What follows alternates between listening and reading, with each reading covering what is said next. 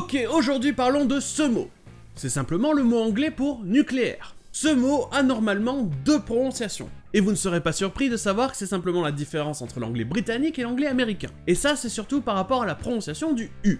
C'est quelque chose dont j'ai déjà parlé dans l'épisode sur l'accent australien.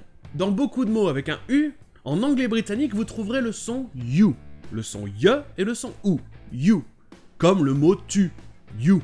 Alors qu'en anglais américain, dans ces mots-là, le U aura juste le son OU, sans le son ye avant, juste OU. Donc la première syllabe de ce mot donnera new en anglais britannique et new en anglais américain. Ensuite, vous aurez le E qui sera soit le son I ou le son E, qui donnera cli ou clé. Ensuite, vous aurez le A qui se prononcera juste E, syllabe non accentuée, E, et le R qui sera à peine prononcé ou pas prononcé du tout. Et tout ça, ça nous donne en anglais britannique nuclear, Set off a nuclear device in the upper atmosphere. et en anglais américain, nuclear. When did you become an expert in thermonuclear astrophysics? Last night. Packet. Bon, tout ça, ça fait beaucoup de subtilité, mais on en a l'habitude maintenant. Si je vous parle de ce mot, c'est pas juste pour ça. C'est parce qu'il a une prononciation un peu plus bizarre. Nuclear. Le mot s'écrit toujours de la même façon, mais par simplicité, je vais l'écrire comme ça pour le différencier. Donc nous avons la prononciation de base, nuclear, et cette prononciation, nuclear. We're putting you on a nuclear sub. Nuclear.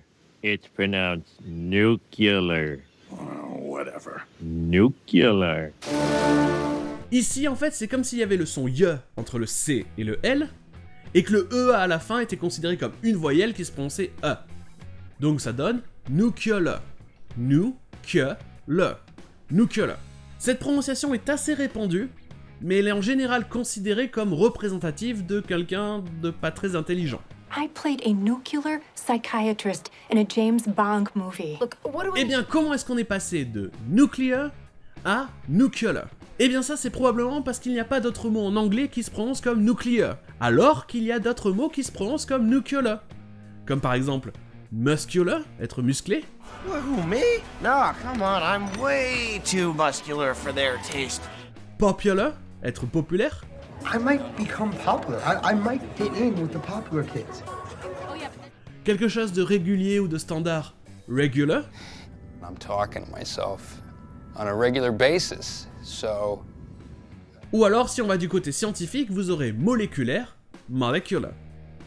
The molecular structure of both Einstein and the car are completely intact.